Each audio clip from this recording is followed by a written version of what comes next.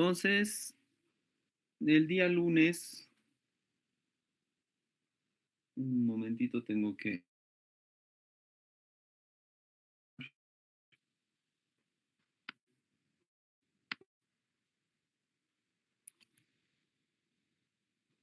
Correcto. Entonces, el día lunes habíamos hablado de que dos estrategias principales para la producción recombinada para la expresión para un determinado objetivo dependía de dos cosas. Si la empresa es el producto independientemente de la concentración del mismo, o sea, que la calidad del producto esté totalmente asegurado independientemente eh, de la producción o de la concentración de producción del mismo, y el otro que es el proceso de mejoramiento genético independiente eh, a la calidad del producto, pero sí al rendimiento del mismo. Entonces aquí habíamos visto las diferentes empresas que ya ofrecen este tipo de servicios de síntesis, diseño de genes y producción de los mismos. Entonces, por ejemplo, esta empresa que se llama Absolute Antibody, lo que hace básicamente es, a pedido, diseña diferentes patrones de anticuerpos con el fin de buscar, por ejemplo, soluciones terapéuticas a problemas ya críticos en cuanto a alguna enfermedad basada en problemas genéticos o en problemas terapéuticos. Eso, por ejemplo, es una forma de investigación contra, pónganle, bacterias multiglobos resistentes y ver a través de la formación o el diseño sintético de anticuerpos cómo poder de una manera, en el caso de enzimas comerciales para aplicaciones tecnológicas, existen las empresas como Megazymes y Novozymes, las cuales ofrecen una alta gama de productos enzimáticos a pedido y de distintas actividades, ¿no? Entonces, pónganle que la mayoría de las aplicaciones de la ingeniería genética ya se vuelven un poquito como una especie de catálogo a la carta, ¿no? Entonces, eso es lo que alguna vez les mencionaba, de que ya no es necesario, por ejemplo, tener que solamente lidiar con un tipo de variedad de enzimas, sino que ustedes ya pueden solicitar la producción de estas enzimas de manera totalmente sintética. Y estas empresas lo único que hacen es producirlas, caracterizarlas, comercializarlas hacia ustedes. Entonces ya no es necesario que, digamos, ustedes estén buscando un determinado tipo de microorganismo en el cual ustedes sacar una enzima, sino directamente pueden diseñar su enzima sintética y producirla de esa manera. Entonces, las aplicaciones de la ingeniería genética pueden ir desde simplemente mera curiosidad científica hasta ya opciones terapéuticas y de importancia en salud, en industria, en agricultura, ya de una manera mucho más avanzada. Entonces, acá, por ejemplo, este es el artículo que les dejé en el drive del curso. Se realiza la producción de tela de araña utilizando diferentes organismos como vehículos o como hospederos para la producción de la misma, ya sea mediado a través de Agrobacterium para el caso de las plantas o ya sea directamente utilizando hospederos procariotas, eucariotas unicelulares o incluso animales, como es el caso del gusano de seda, de los ratones, de cabras o de células eh, mamíferas. Y obviamente las formas de cómo colectar y cómo cosechar, por decirlo así, la tela de araña a partir de estos organismos. Ahora, aquí cuando empezamos a hablar de esto de las aplicaciones de ingeniería genética, ya tenemos que empezar a hablar también de mercado, ya tenemos que empezar a hablar de dinero. Entonces, en el momento en que nosotros vemos, por ejemplo, esto de la producción de un determinado producto de interés, tenemos que ver ahora el costo-beneficio. ¿Y a qué me refiero con esto del costo-beneficio? Entonces aquí tenemos que ver es cuánto me va a costar producir un determinado producto y si realmente va a ser competitivo respecto a los productos comerciales ya presentes. Y ahí también va a depender, como les decía, del anterior concepto. Si, por ejemplo, yo tengo que producir a través de ingeniería genética un producto que no existe comercialmente, puedo darme el lujo de que ese producto cueste caro y pueda vender miligramos de ese producto o microgramos de ese producto por precios exorbitantes. Pero en cuestiones de mercado, ustedes saben que no importa eh, tanto el público objetivo, sino cuánto está a disposición el producto que tú estás ofreciendo. Hay una escena, por ejemplo, no sé si han visto la película El Lobo de Wall Street, en el que, digamos, en una parte inicial de la película, él está buscando, el protagonista está buscando a las personas que van a servir para hacer sus fines, y a uno le dice, necesito que me vendas este bolígrafo, ¿no ve? Y bueno, en esa escena hay uno que dice, bueno, necesito que usted me firme esta parte para que yo le pueda vender el bolígrafo. Y bueno, entonces el protagonista dice, yo no tengo un bolígrafo, aquí está, le ofrezco el bolígrafo. Es de la misma manera en la que la ingeniería genética empieza a abrirse campo ante una necesidad. Obviamente, si yo quiero competir, por ejemplo, con mercados ya establecidos fuertes, la ingeniería genética va a necesitar de más rigor industrial para abaratar costos. Pero si, por ejemplo, yo estoy vendiendo un anticuerpo potencialmente anticancerígeno que no es posible encontrarlo en ningún otro mercado, entonces ahí yo puedo producir poca cantidad y vendértela a precios exorbitantes. Es por esa razón que la ingeniería genética, al producir o al diseñar productos que usualmente no se encuentran en en el mercado, tiene un potencial económico bastante fuerte. Este, por ejemplo, son las estimaciones de los mercados globales de cualquier cosa, que ustedes los pueden encontrar en este lugarcito. Aquí en la parte inferior derecha está de dónde he sacado esta información, que se llama Market Research Future, o el futuro del mercado de investigación. Aquí ustedes, cualquier cosa relacionada a investigación, ustedes pueden ver la tendencia de ese mercado. Hay productos, por ejemplo, que con el tiempo van a bajar de precio porque ya no son tan importantes o porque su función requiere de mucho costo en producción para poca cantidad de producto. Y en el caso de la ingeniería genética, como pueden ver, desde las estimaciones de hace casi 10 años de lo que se producía, ahora se está llegando a un potencial mercado de aquí a 8 años igual de aproximadamente 7.73 billones de dólares. O sea, mucha plata.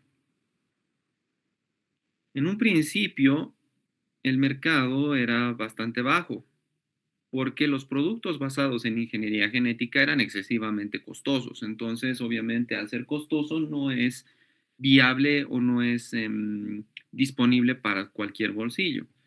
Pero conforme se ha ido descubriendo y desarrollando diferentes técnicas de producción y de aplicación, entonces ya los productos de ingeniería genética se vuelven más disponibles y accesibles para todas las personas, entonces eso genera un mercado más grande. Entonces, por ejemplo, ahorita estamos en un año en el que se está produciendo más o menos 1.7 billones de dólares en productos de ingeniería genética y vamos a llegar a los casi 8 billones de dólares.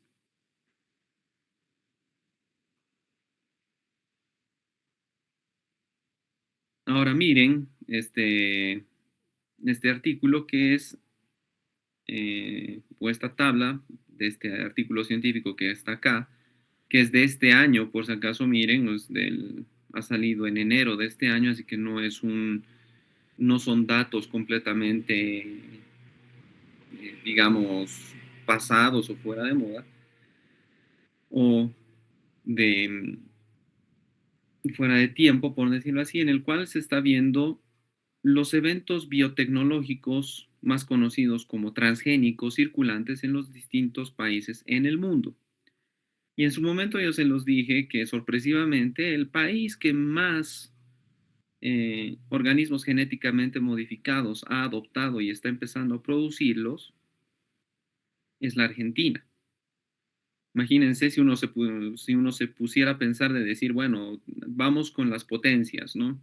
Si hablamos en potencia comercial, cualquiera pensaría que la China es el primer país productor o que adopta a los organismos genéticamente modificados para su consumo, producción y distribución.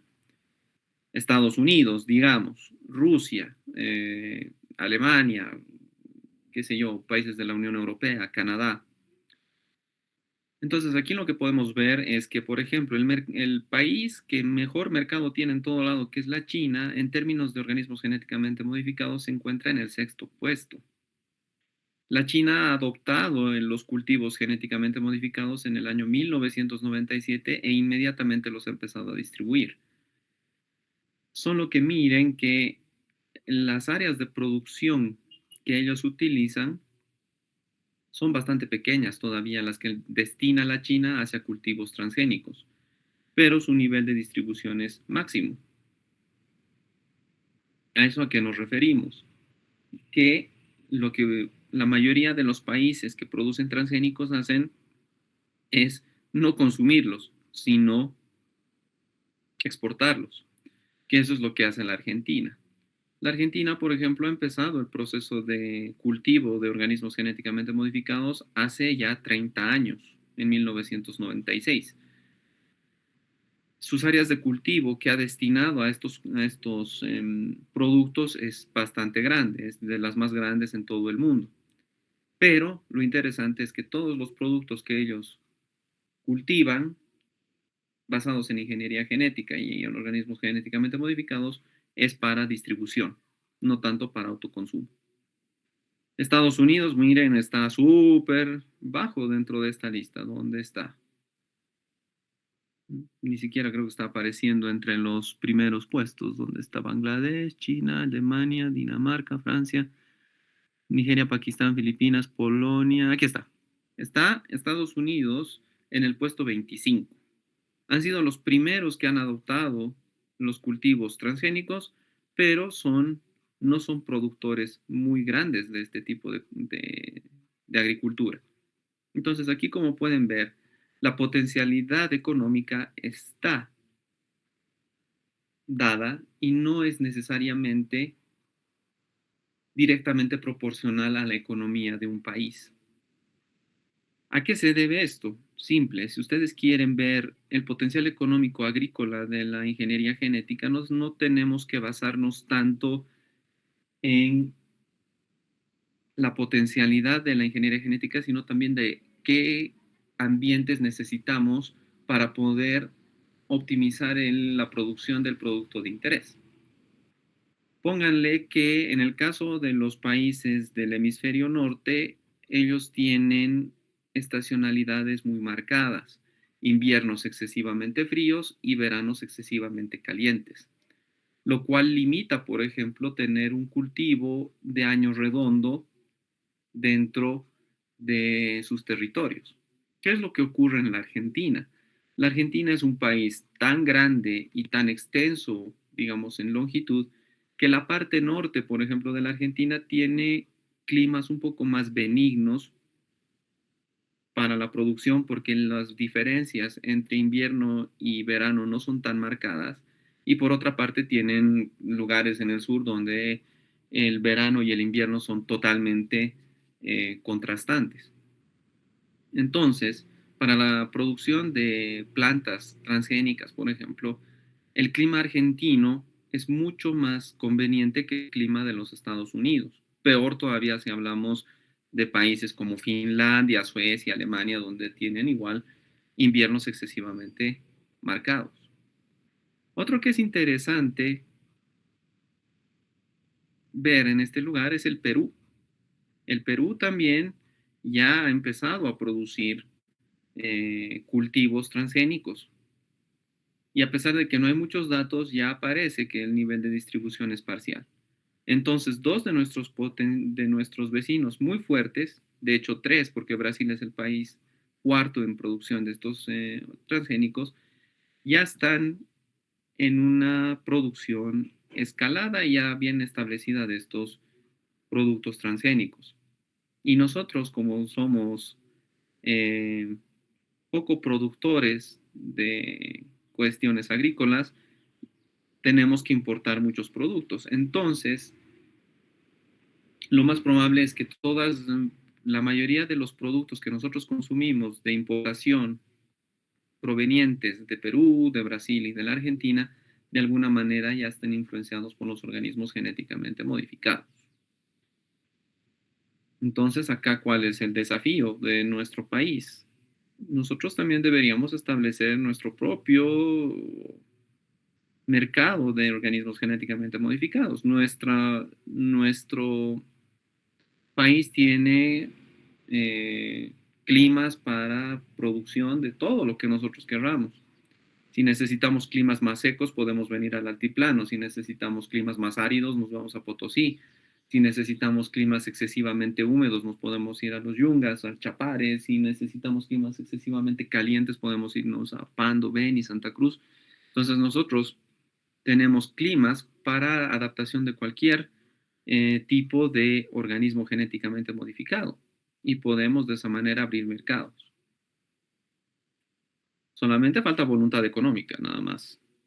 Pero como pueden ver, a veces el mercado de un determinado producto no depende del sistema económico con el que estés.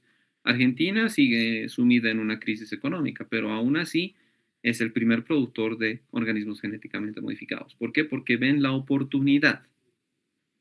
Y esta oportunidad siempre va a estar respaldada en el futuro. Y a veces el primero que llega a un mercado es el que genera mayor cantidad de dinero. Y en algunos de estos casos, por ejemplo, muchos de estos países solamente producen el transgénico, lo exportan y no lo consumen. Que eso es una norma importante, nuevamente les vuelvo a repetir, en términos de comercialización. Si tú produces un producto para que tú nomás lo consumas, a nivel comercial no es óptimo. Tiene que ser consumido por gente que traiga su dinero de otros lados y al que tú le vendas ese producto. Entonces acá con esto que les estoy diciendo no es que nosotros tenemos que de alguna manera adaptarnos nosotros mismos al consumo de los organismos genéticamente modificados, pero lo que sí podemos hacer es producirlos y venderlos a países que tarde que temprano van a necesitar de este tipo de productos, dadas las condiciones del cambio climático. Eso es en términos de ingeniería genética de la producción recombinante de plantas transgénicas. Ahora, si hablamos de producción recombinante de proteínas basadas por proteínas, anticuerpos, em, hormonas, factores de crecimiento, etcétera, etcétera, el mercado es similar. Miren, por ejemplo, que el mercado de proteínas recombinantes hasta este año, por ejemplo, se estila de que genere más o menos 4.44 billones de dólares por año a aquellos países que produzcan este tipo de productos, valga la redundancia.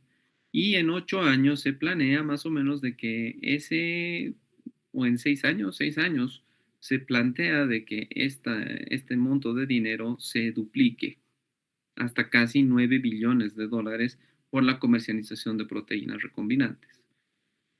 Eso es gracias a la influencia de la biología sintética. Dado de que ahora, como les mencionaba ya varias veces, como Lorito, en estos momentos no es necesario que ustedes tengan una enzima de manera natural para producirla, sino que ustedes mismos pueden hacer modificaciones estructurales a cualquier enzima y volverla, digamos, una totipotencial o multipotencial, de tal manera de que en lugar de tener una enzima para dos enzimas para dos procesos diferentes, tengan una sola enzima para dos procesos de manera simultánea. Eso hace que los costos de producción se abaraten y que todo el mundo mire a esa enzima y ustedes puedan generar recursos a través de esa producción. De la misma manera, en términos de producción de anticuerpos o de factores de, de minimización de problemas cancerosos, por ejemplo, lo que ustedes pueden promover es, nuevamente, producir poca cantidad de un producto, pero venderlas a precios exorbitantes. Todo basado en proteínas recombinantes. Entonces, el potencial está. Si bien es cierto que para realizar este tipo de actividades o entrar en este tipo de mercados, la inversión inicial es alta, los resultados pueden ser módicos y pueden ser generosos respecto a la inversión que están dando. Pero nuevamente les vuelvo a decir, dependiendo del tipo de objetivo que ustedes quieran producir, tienen que empezar a mirar el costo y beneficio del objetivo del producto que ustedes quieran producir. Y en base a eso, ustedes escogen, por ejemplo, el hospedero que es el mejor para poder eh, generar el producto de interés de la manera más rápida, de la manera más barata y de la manera que mantenga el control de calidad del producto que ustedes quieran producir. Entonces, esos son los términos que se buscan. Alta calidad de producto, altos rendimientos, bajos costos y cumplir con regulaciones locales e internacionales.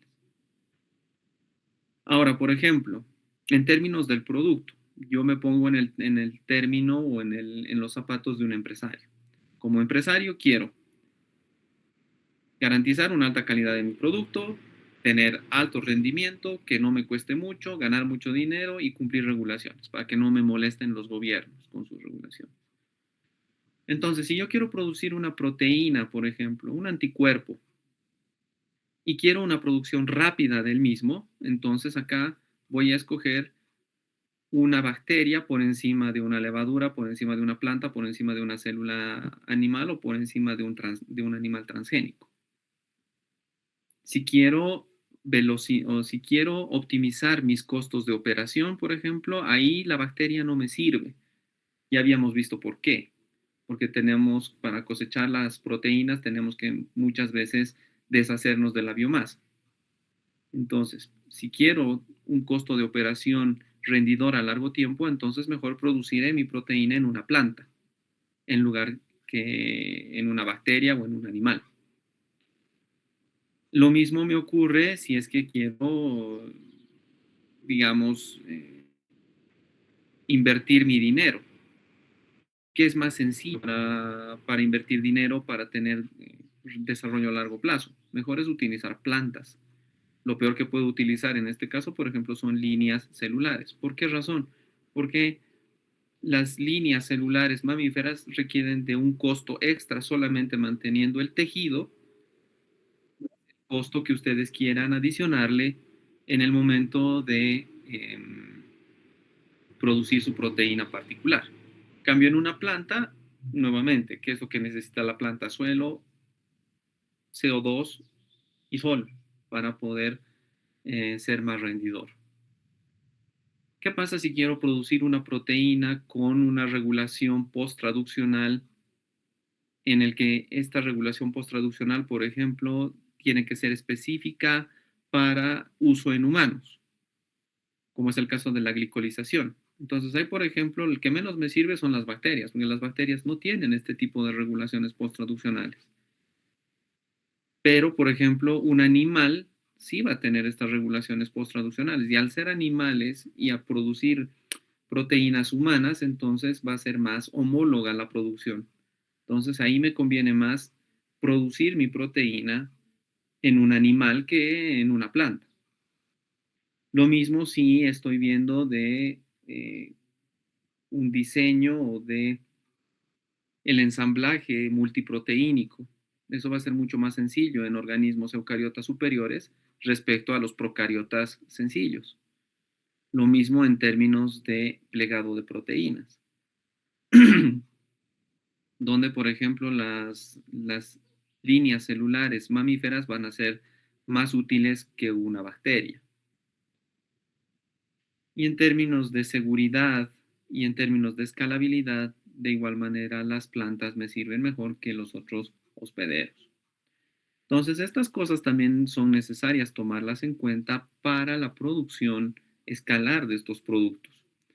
Entonces, a la larga, explorativamente es mucho mejor utilizar una bacteria, pero ya al entrar a un proceso de industrialización, la bacteria ya no me va a servir mucho, sino en esos casos tengo que ya pasarlo a organismos superiores para su producción.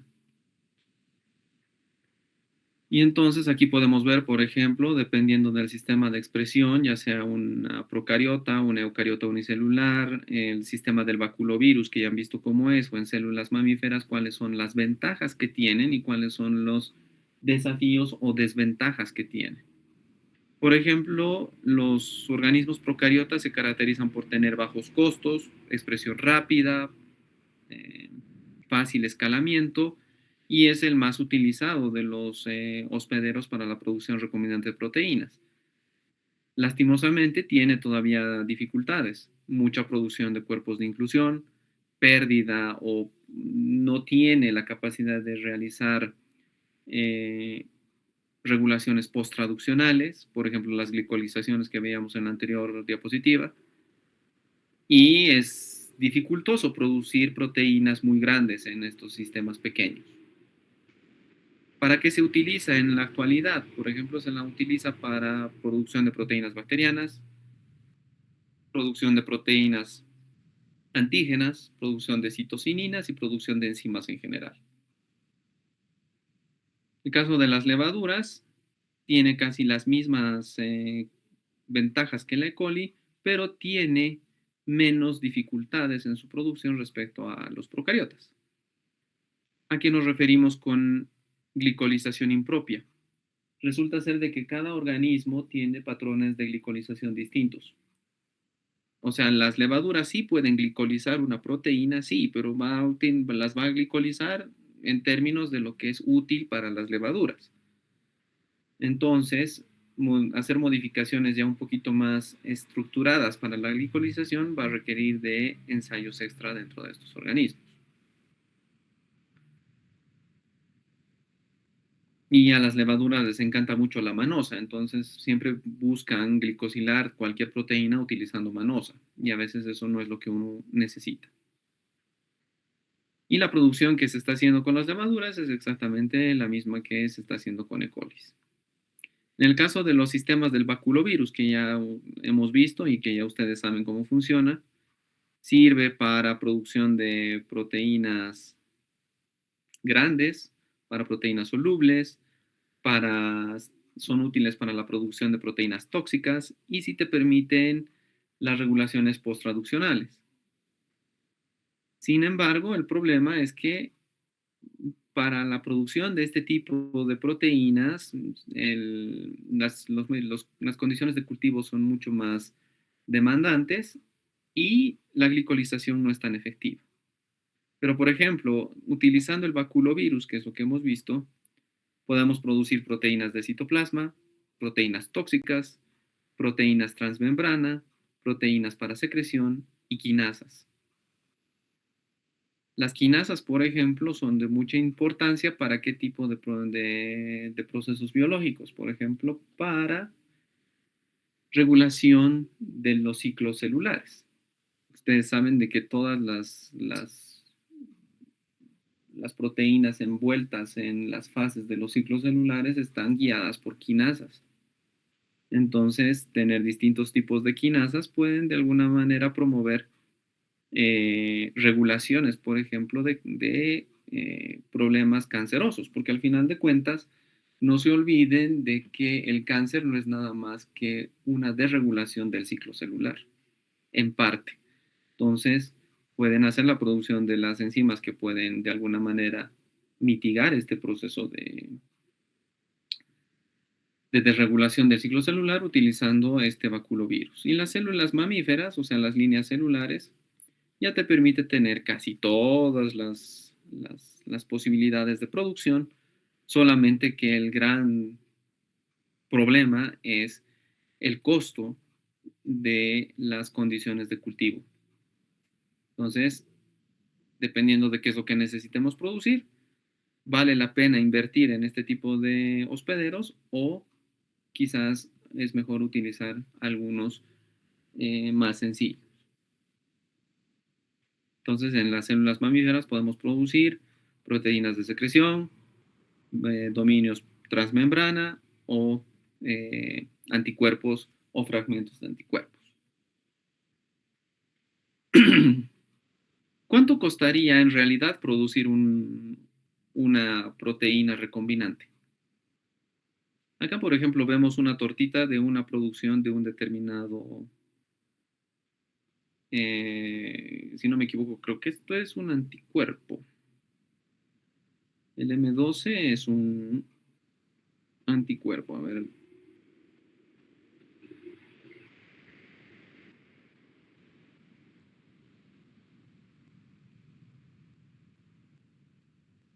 Sí, es un anticuerpo.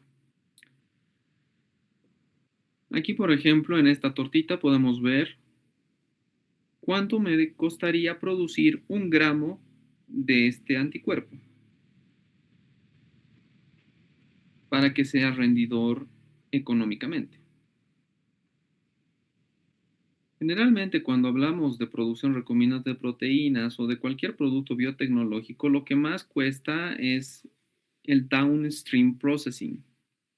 ¿Qué es el downstream processing? Es el refinamiento del producto que estamos eh, buscando generar. Cuando nosotros, digamos, hacemos un proceso de producción recombinante de proteínas, la parte más sencilla es el cultivo del bicho y la primera parte del refinamiento del producto. Pero para obtener, digamos, una proteína pura, pura, lo que más nos va a costar es separarla del resto, de ADN, proteínas, de las otras proteínas que no me interesan, etcétera, etcétera. Y en términos de costo, eso es lo que más cuesta al momento de realizar una producción.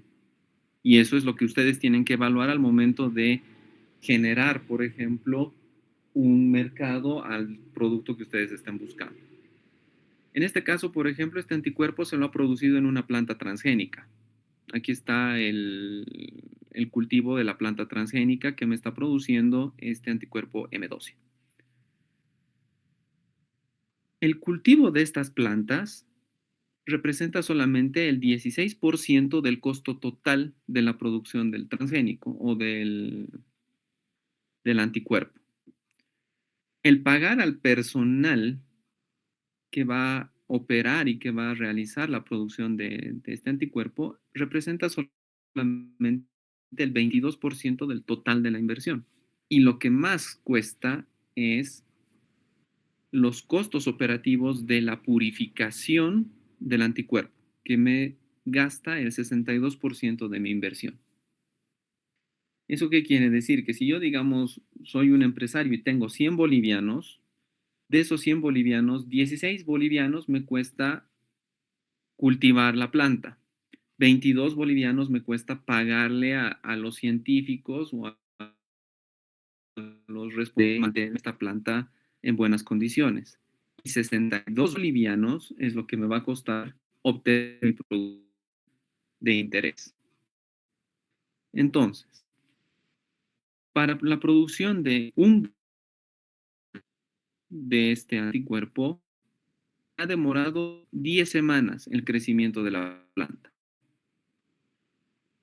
Todo esto, este tiempo en el que he cultivado, he tenido que pagar al personal y lo que me ha costado producir el gramo de anticuerpo me ha costado 87.550 euros.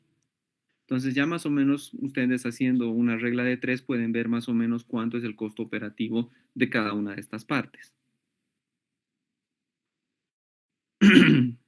Entonces, aquí está, por ejemplo, los rendimientos de la producción del anticuerpo, más o menos cuánto salen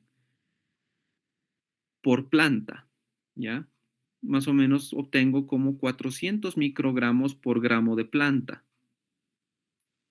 Entonces, si yo hago una producción, digamos, de unas, no sé, 1000 plantas, entonces voy a obtener mi rendimiento final del 77 gramos,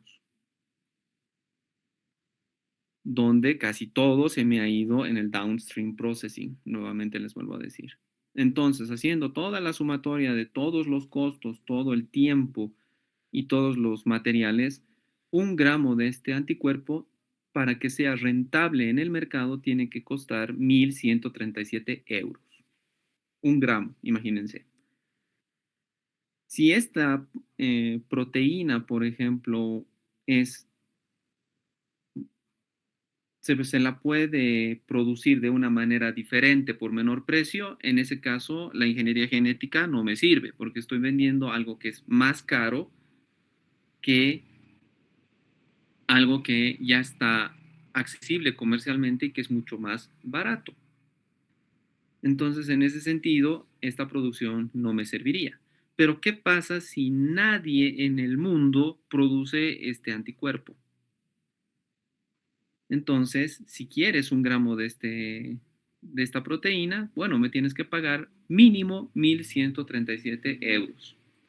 Y si realmente nadie la produce, entonces esto yo lo puedo poner y lo puedo vender a 5.000 euros, 6.000 euros, porque al final de cuentas es libre mercado.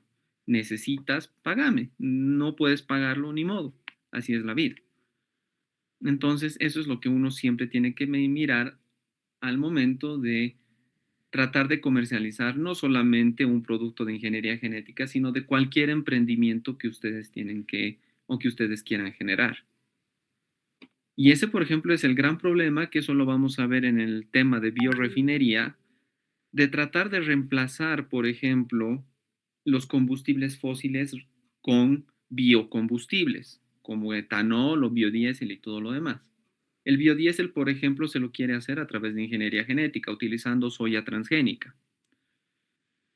Pero si el diésel derivado del petróleo todavía es más barato, por más que la ingeniería genética te brinde un producto más amigable con el medio ambiente, lo que vas a provocar es que nadie te va a comprar tu producto. Y ese ha sido el gran problema de los biocombustibles.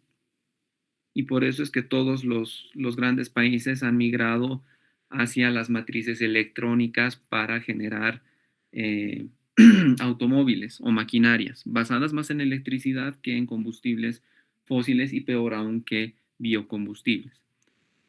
Pero como les digo, dependiendo del mercado que ustedes quieran producir, pueden generar millones de dólares produciendo gramos o miligramos de los productos. Miren la cantidad, este por ejemplo es un artículo científico de hace 20 años ya, y ya pueden ver todos los ejemplos de proteínas recombinantes que han sido producidas por ingeniería genética. Inicialmente lo primero que se producían eran enzimas, alfa-amilasa, celulasa, endosilanasas, eh, precursores de insulina, galactosidasas, lacasas, lipasas, lisocimas, luciferasas, ovalbúmina, proteínas de unión a la maltosa, o sea, proteínas o enzimas con altos usos, por ejemplo, en alimentos, en limpieza, en detección de ciertos tipos de compuestos y de ruptura proteínica también. Aquí está, por ejemplo, de dónde venían, cómo se los ha producido, los promotores que se han utilizado y los rendimientos de producción que había. Que hay, por ejemplo, rendimientos excesivamente bajos y hay rendimientos excesivamente altos.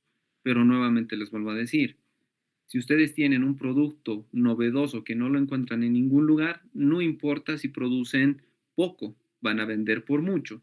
Pero si tienen un producto que es muy accesible, tienen que buscar a través de la ingeniería genética la manera de abaratar esos costos.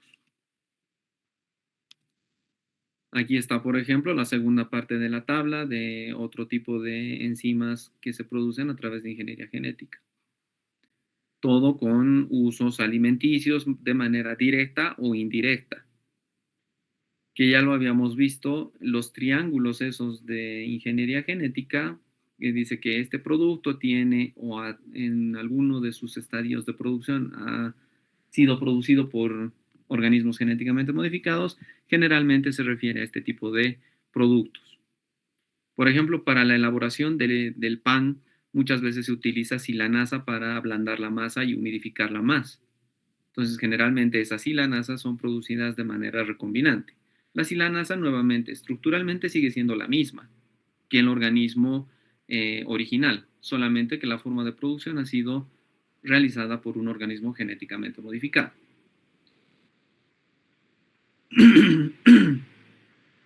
Fármacos que se producen por ingeniería genética. Acá, por ejemplo, pueden ver eh, hormonas de crecimiento. ¿Dónde se las ha producido? En tabaco, por ejemplo, o en girasoles. El factor de crecimiento, por ejemplo, ha sido una de las primeras proteínas humanas que han sido expresadas en plantas. Aquí está, por ejemplo, todas las cositas interesantes que han ido viéndose a través de los años. Este paper es del 2003, es mucho más antiguo, imagínense. Colágeno, por ejemplo, humano se lo puede producir en plantas de tabaco. Ya no es necesario, por ejemplo, tener que hacer hervir patitas de cordero o patitas de chancho o patitas de vaca por horas y horas para sacar su gelatina, que es el colágeno, sino ya directamente pones el gen codificante del colágeno, lo pones en la planta del tabaco y directamente puedes hacer tu producción del colágeno que ahora está de moda eh, en todos los canales y en la radio siempre escuchan compre colágeno, colágeno, Colnatur y no sé qué. La mayoría de esos productos ya están producidos de manera recombinante. Por eso es que existen toneladas y toneladas de colágeno comercial. Y uno dice, ¿de dónde sacan tanta cantidad de colágeno de una manera natural? Y en la respuesta es que de manera natural ya no se la produce de manera recombinante. Pero esa es la letra chica que jamás los vendedores te van a decir. Porque obviamente yo creo que muchos de ustedes también van a decir, ay, no, si es algo transgénico, mejor no lo consumo. Pero bueno, la realidad es la que es. Muchos de las medicinas, plantas, enzimas que nosotros las consumimos, de alguna manera ya están producidas de manera recombinante. Otros ejemplos de fármacos que, digamos, ya son un poquito más específicos para algún determinado tipo de problema. Por ejemplo, hay un factor relacionado a la necrosis de tumores humanos, por ejemplo, que puede servir como un ligando que induce la apoptosis. Esta, por ejemplo, es una proteína que puede ser de utilidad para tratamientos cancerígenos. Entonces, si bien todavía el porcentaje de producción logrado es bastante bajo, pero si es que es efectivo, no importa que tampoco produzcas, puedes vender millones y millones de dólares en ese producto. Vacunas o subunidades de vacunas. Este paper, por ejemplo, es del año del inicio del coronavirus. Pero miren cuántas vacunas o precursores de vacunas ya están siendo desarrolladas a través de ingeniería genética.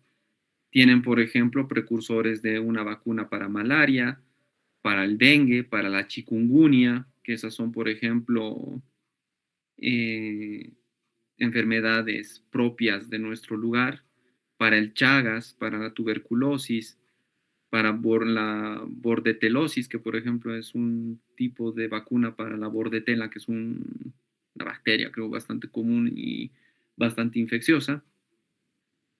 También tenemos, a ver, para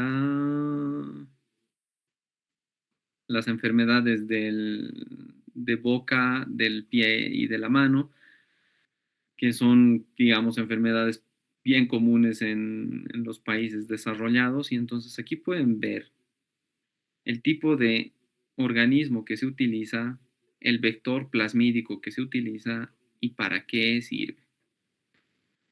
Y aquí están las referencias si es que quieren leer de cada uno de ellos y cómo han ido avanzando. Entonces, cuando hay, por ejemplo, un brote de dengue, lo que hacen estas empresas es producir el promotor de la subunidad de la vacuna y a partir de eso empezar a producirla.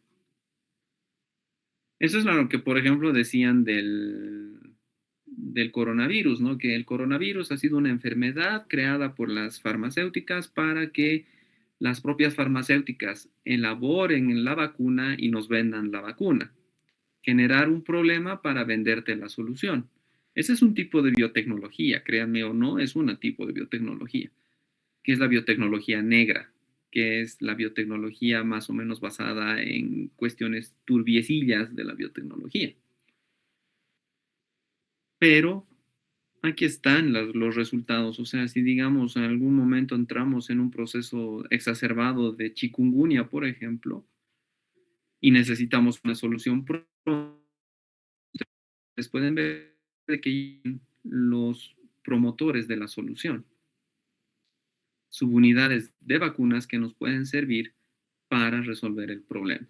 Y eso es algo que se está desarrollando actualmente contra casi todos los virus que existen en la actualidad. ¿Qué pasa con las plantas transgénicas?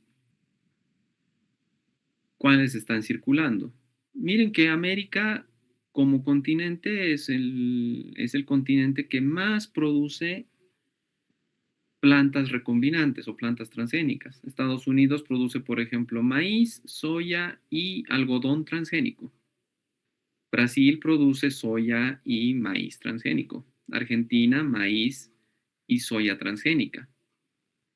Canadá, por ejemplo, produce canola, maíz y soya. El Uruguay produce soya y maíz. Y aquí, miren, ya aparecemos nosotros. Bolivia ya produce soya transgénica. ¿Cuál era el objetivo de esta soya? Producir biocombustibles, biodiesel. Si estará funcionando, no estará funcionando, eso no lo sabemos. Algún día nos enteraremos. Pero bueno, ya tenemos eventos biotecnológicos que ya están funcionando en nuestros países. Miren, en Bangladesh ya están produciendo arroz transgénico. Ellos que comen un montón de arroz. Entonces, para em, satisfacer las demandas locales, entonces Bangladesh ha decidido producir arroz. Generalmente las plantas transgénicas son adoptadas acorde a las necesidades del país. Entonces, por ejemplo, lo que más se produce es maíz y soya a nivel mundial.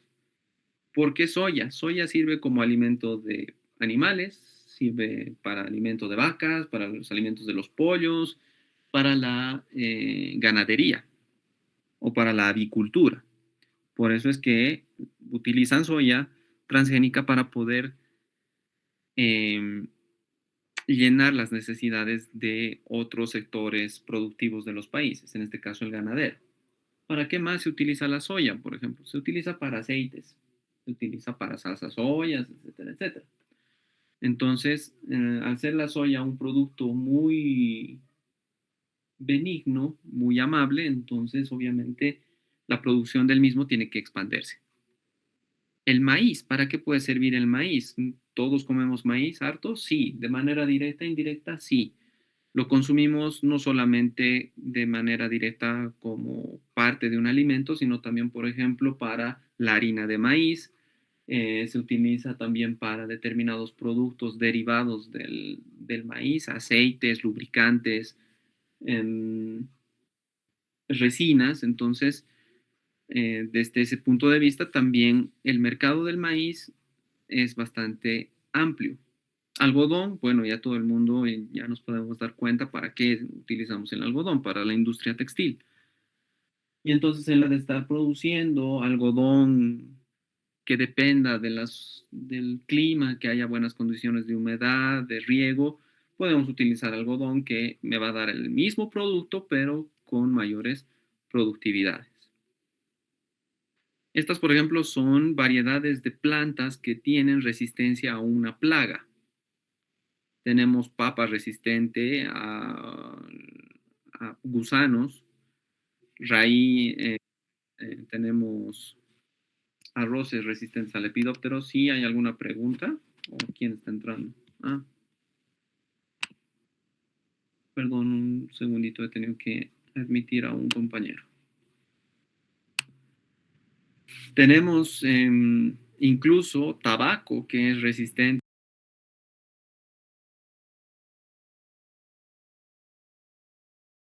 pues, de arroz, de trigo, que va a ser resistente a ciertos tipos de insectos o de pestes. Otros tipos de plantas que van a ser resistentes a diferentes tipos de estrés. Por ejemplo, tenemos tabaco que va a ser resistente a sal y a bajas temperaturas. Por ejemplo, este tabaco pues, tranquilamente ya lo pueden crecer en Potosí, donde hay bajas temperaturas y alta salinidad de los suelos. Pero, por ejemplo, importando o comprando estas variedades de estas plantas, ustedes podrían producir cigarros hechos en Bolivia, en Potosí, en una región que naturalmente jamás podría producir tabaco, gracias a los organismos genéticamente modificados los puedes producir. Y nuevamente, el producto no cambia sus propiedades bromatológicas, sigue siendo el mismo. Lo único que están cambiando es la forma en la que la están cultivando, nada más. Por ejemplo, pueden hacer lechugas resistentes a la sal, arroz resistentes a la sequía. Imagínense la contradicción. Ustedes saben que el arroz se tiene que crecer básicamente inundado en agua, pero gracias a las modificaciones genéticas ustedes ya pueden tener cultivos de arroz que no necesitan agua para su crecimiento o no necesitan tanta agua. Entonces, como pueden ver, el mercado transgénico, el mercado de organismos genéticamente modificados está ya presente y está bien extendido a lo largo de todo el planeta. Y afortunadamente no se están viendo ningún tipo de problemas secundarios o efectos negativos respecto al consumo de este tipo de productos. Es más, en algunos casos ni siquiera nos debemos enterar lo que estamos comiendo y si es que es eh, qué tan orgánico, no lo sabemos. Hasta hace unos 10 años, por ejemplo, en Estados Unidos se decía de que si el producto que ustedes venden tiene menos del 20% de aporte derivado de un organismo genéticamente modificado, no es necesario ponerle la etiqueta de organismo genéticamente modificado, solamente a partir de productos que tengan influencia de los OGMs por encima del 20%. Eso era hasta hace 10 años. No sé si habrá cambiado esa regulación. Entonces, imagínense que en esas épocas, si ustedes consumían la mayoría de sus productos con un 19% de injerencia de las OGMs, jamás las detectaban o no les decían que su producto que estaban consumiendo efectivamente venía derivado de ese tipo de organismos. Entonces, desde ese punto de vista, yo les digo, nosotros compramos una galleta y no sabemos si realmente esa galleta contiene algún derivado de un organismo genéticamente modificado. Entonces, si nos vamos a poner meticulosos en eso, quizás vayamos a sufrir bastante. Dado de que, como les digo, la ingeniería genética ya está presente en el mercado y ya está presente en cosas que nosotros consumimos a diario.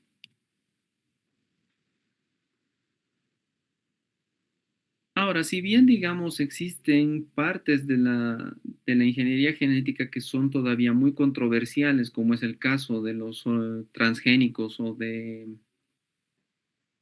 plantas con resistencia a salinidad, factores bióticos, abióticos y a pestes, también hay otra parte de la ingeniería genética que es de mucha utilidad para problemas existenciales humanos. como es el caso de enfermedades derivadas de mal funcionamiento genético, ya sea por desregulación genética, por inactivación de ciertos genes o por sobreexpresión de ciertos genes. Y en ese sentido, la ingeniería genética se vuelve una herramienta beneficiosa para combatir ese tipo de problemas, especialmente las terapias génicas, utilizando virus animales.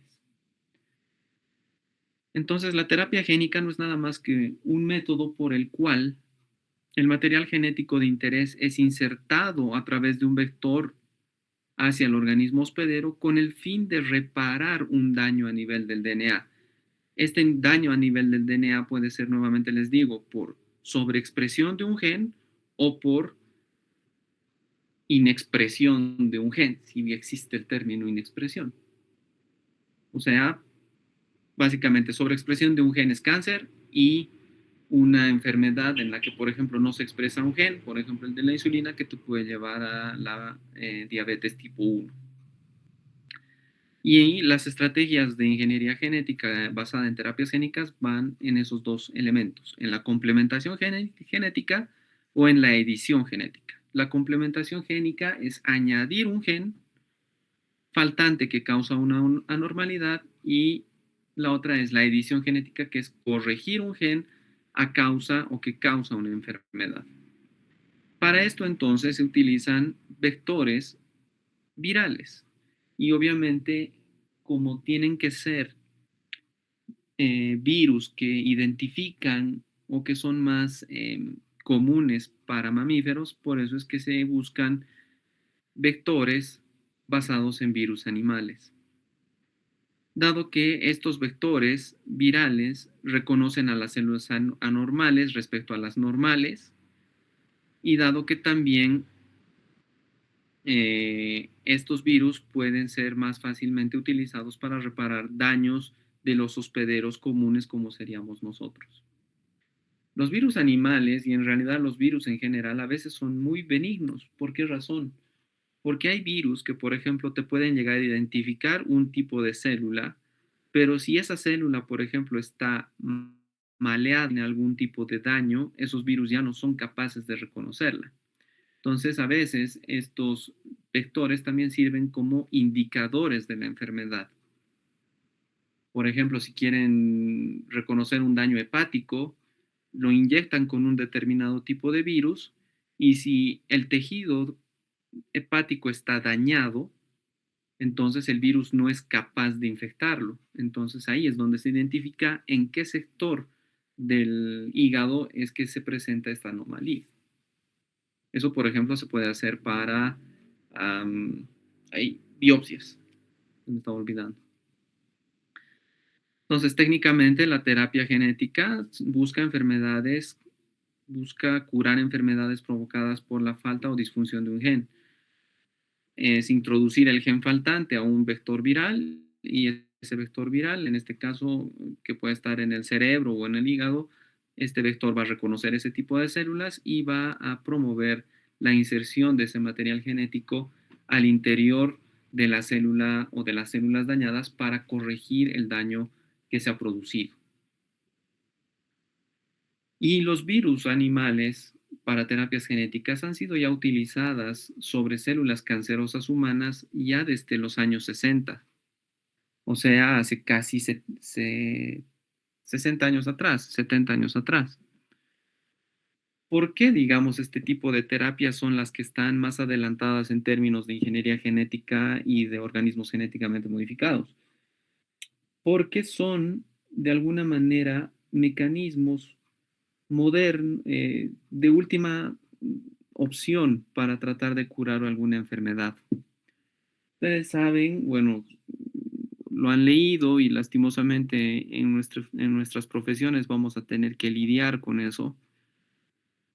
Se ve problemas cancerígenos, ya sea en algún familiar o en personas que ustedes van a recibir, por ejemplo, en sus laboratorios, si es que deciden dedicarse a la clínica,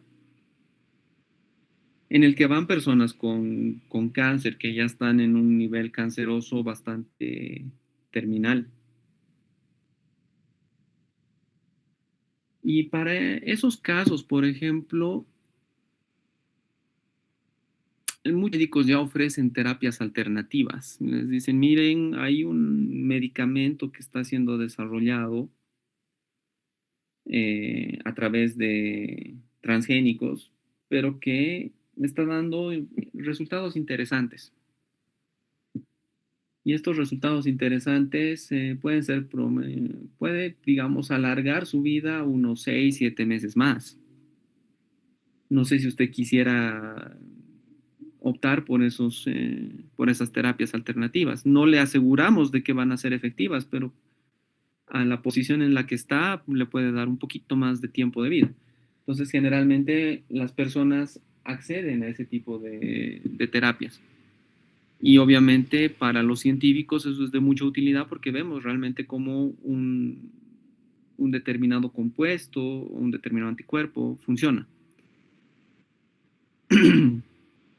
Y por eso es que este tipo de terapias o de ingeniería genética basada en virus animales o amplia investigación y amplia aceptación también. Claro que estos virus tienen que cumplir ciertas propiedades, ¿no?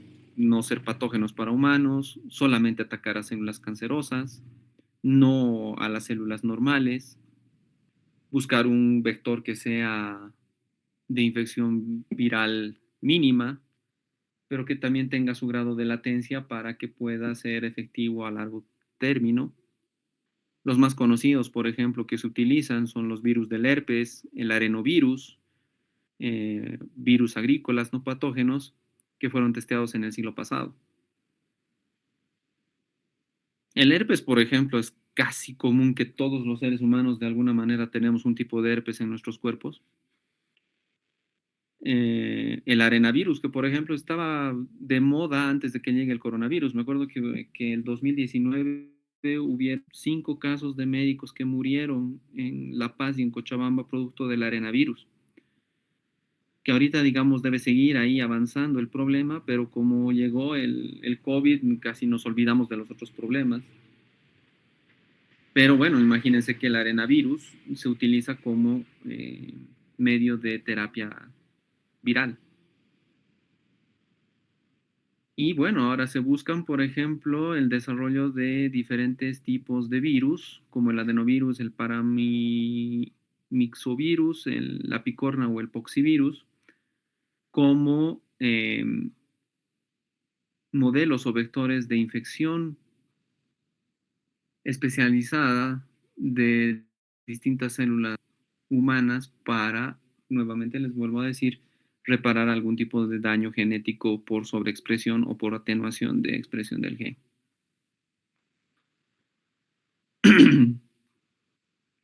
Otra aplicación que, por ejemplo, basado en ingeniería genética, ha ido desarrollándose de manera paralela y conjunta es a través del desarrollo de la bioinformática.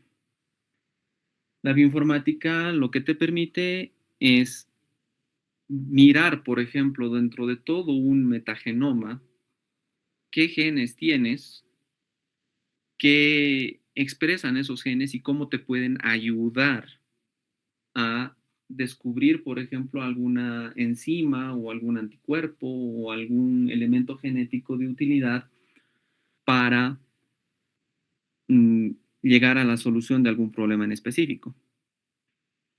Eso es gracias a la secuenciación y al análisis de esas secuencias mediante bioinformática. Entonces, todas estas herramientas te permiten, por ejemplo, construir librerías genéticas de rutas metabólicas específicas. Cuando ustedes tienen, por ejemplo, un metagenoma, o sea, digamos, de su microbiota intestinal, por ejemplo, ustedes le sacan el DNA total y ustedes empiezan a investigar las secuencias de todo su metagenoma, ustedes pueden ver, por ejemplo, rutas metabólicas quizás muy conocidas, como también quizás rutas metabólicas específicas, que, por ejemplo, permitan ver por qué las personas del altiplano, por ejemplo, somos más tolerantes al arsénico y al mercurio, por ejemplo, respecto a personas que no están expuestos a esos contaminantes. Entonces, ¿cómo yo puedo ver que efectivamente yo soy tolerante a eso, buscando rutas metabólicas específicas. Entonces ahí yo puedo ver que hay ciertos microorganismos que tienen esas rutas metabólicas que quizás están presentes en mi tracto gastrointestinal y son las responsables de que yo como persona del altiplano tenga mayor tolerancia al arsénico que una persona que, por ejemplo, viene de Santa Cruz. Eso es lo que me permite la bioinformática. Y obviamente la ingeniería genética me permite producir esas proteínas o modificarlas en otros microorganismos y ver cuánto afecta la inserción de esos genes a sus metabolismos. Por ejemplo, se puede hacer la modificación y la optimización de factores de transcripción o puedes hacer la búsqueda de métodos de knockout genético para ingeniería metabólica. Y aquí ya entramos a la parte del CRISPR-Cas, que puede existir diferentes tipos de CRISPR-Cas, que es una forma de knockout genético. Puede haber de interrupción o de adición, dependiendo de lo que ustedes quieran hacer. Hay CRISPR-Cas que ustedes lo pueden utilizar para interrumpir una vía metabólica o para añadir una porción genética y de la misma manera interrumpir la expresión de una vía metabólica. Todo eso es a través de herramientas de secuenciación y de bioinformática aplicadas a ingeniería genética. Entonces, las librerías genéticas para la construcción de rutas metabólicas se basa en esto. Lo primero es hacer una librería genética basado en el DNA de todo un consorcio bacteriano y luego a partir de eso es hacer la secuenciación, el análisis genómico y la interpretación bioinformática de las rutas metabólicas que hay. Y entonces esto es un círculo que pueden llevarlo a diferentes tipos de ambientes, ya sea, por ejemplo, tractos gastrointestinales, proteínas ambientales o ecosistemas propios salinos, ecosistemas termales, etcétera, etcétera. Y con estas construcciones de vías metabólicas basadas en metagenomas, nosotros lo que podemos hacer es la modificación de ciertas rutas metabólicas y promover, por ejemplo, un mejoramiento eh, indirecto de de nuestros propios metabolismos y así, de alguna manera, mejorar nuestra calidad de vida. Ya sea, nuevamente les digo, por adhesión de genes o ya sea por interrupción de vías metabólicas para mejorar una vía metabólica. Y aquí ya entramos al concepto de lo que se denomina ingeniería metabólica, que no es nada más que una vez que nosotros a través de la secuenciación y de la bioinformática conocemos una vía metabólica que nos permita, por ejemplo, ir de un producto o de un sustrato a un producto F, podemos hacer las modificaciones correspondientes utilizando ingeniería genética para promover de que todos los productos de A me lleguen al producto F y no tengamos la necesidad de llevarlos a mecanismos metabólicos adicionales. Por ejemplo, aquí tenemos una vía metabólica que se ha descubierto, digamos, por bioinformática. Tenemos que el sustrato a través de la enzima 1, me transforma todo el sustrato A en producto B. El producto B, a la vez, sirve como sustrato del producto C a través de la acción de la enzima 2. Pero en esta vía metabólica ya existe un problema. El producto C es a su vez el sustrato del producto D y del producto E, dependiendo de si está presente la enzima 3 o la enzima 4 dentro de ese sistema. Si tenemos la enzima 3, a partir del sustrato C se produce el producto D, Pero si tenemos la enzima 4, el sustrato C se va a producir en el producto E, o se va a transformar en el producto E. Luego, el producto D se vuelve a su vez el sustrato para la enzima 1 a través del mecanismo de la enzima 6. Pero en presencia de la enzima 5, vamos a poder producir el producto que yo espero, que es el producto F. Entonces, ¿qué es lo que nosotros podemos hacer por ingeniería metabólica? Como ya conozco más o menos mi ruta metabólica y ya sé cómo funciona, ¿qué es lo que puedo hacer a nivel genético? Puedo delecionar ciertos componentes del mismo, utilizando, por ejemplo, CRISPR-Cas, que eso es lo que vamos a ver más adelante. El CRISPR-Cas, entonces, yo le digo, interrumpime el gen 6, que me codifica la enzima 6, e interrumpime el gen 4, que me va a interrumpir la producción de la enzima 4. Con eso, ¿a qué estoy llevando?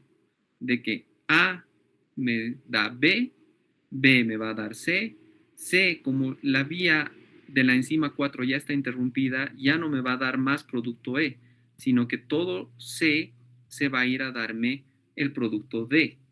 Y el producto D ya no me va a poder dar la enzima 1 porque le estoy cortando el acceso a la enzima 6, porque he delecionado esa vía metabólica. Entonces produzco una vía metabólica modificada en el cual todo mi sustrato A llega a mi producto F final, sin necesidad de tener que estar, por ejemplo, aquí viendo cuánto de C se transforma en E, cuánto de C se transforma en D, cuánto de D se transforma en F y cuánto de D se va a transformar en la enzima 1. Entonces, la ingeniería metabólica me permite realizar ese tipo de modificaciones a nivel genético. ¿Y cómo se hacen esas modificaciones? ¿Cómo hago para inhabilitar estos genes? Lo puedo hacer a través de cassettes de expresión en un vector plasmídico, en un vector viral, o lo puedo hacer a través del sistema CRISPR-Cas, que es un sistema de interrupción de genes que se ha encontrado en E. coli. Para ver un poquito más a detalle lo que ocurre respecto a los avances de la ingeniería, de la biología sintética y de la biología metabólica, ustedes en uno de sus artículos científicos que les he pasado, que es parte del quiz del segundo parcial, van a encontrar el estado del arte o la actualidad de cómo se encuentra la ingeniería metabólica y cómo se encuentra la biología sintética, que más o menos cumple este fundamento, cómo interrumpir vías metabólicas en pro o en beneficio de el desarrollo de un tipo de producto.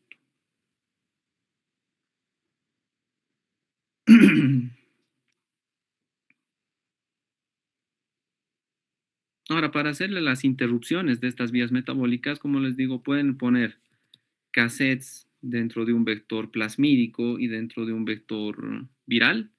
Pueden utilizar RNAs de interferencia, pueden utilizar CRISPR-Cas de interferencia o CRISPR-Cas de añadidura, por decirlo así, que de la misma manera lo que va a promover es la sobreexpresión de ciertas vías metabólicas o la delesión de vías metabólicas. ¿Ok? Porque aquí, por ejemplo, en este mismo ejemplo, yo puedo decir, si D me da la enzima 1 es porque la enzima 1 debe ser la más necesaria en esta vía metabólica. Entonces puedo incrementar el número de copias de la enzima 1 para que tenga la suficiente cantidad de la misma para llegar al producto de interés, que en este caso es el producto F. Y bueno, el CRISPR-Cas lo vamos a ver el día lunes, porque ya estamos terminando. Me falta 5 minutos de clase y no creo que llegue a terminar toda la parte del CRISPR-Cas en 5 minutos. Entonces el CRISPR lo vamos a ver el día lunes y el lunes ya empezamos tecnología enzimática. No sé si tienen alguna pregunta hasta acá.